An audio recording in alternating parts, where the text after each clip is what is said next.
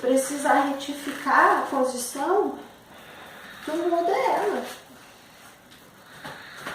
Eleva a perna direita, respira.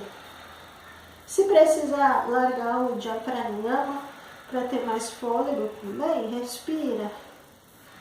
Força na perna. Não tensiona onde não é necessário.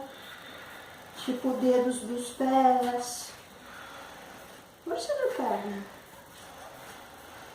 Precisando descansar, descansa.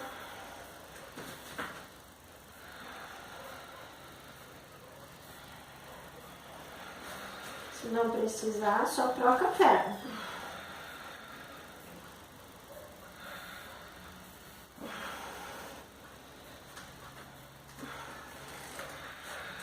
Você sente balançando de novo depois? Sim.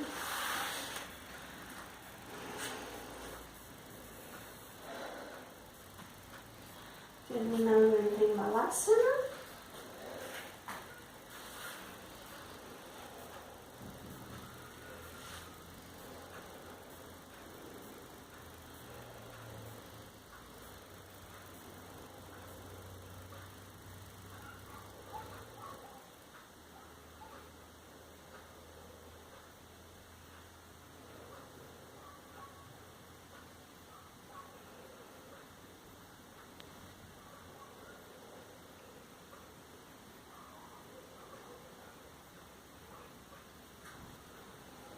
Inspirou, subiu.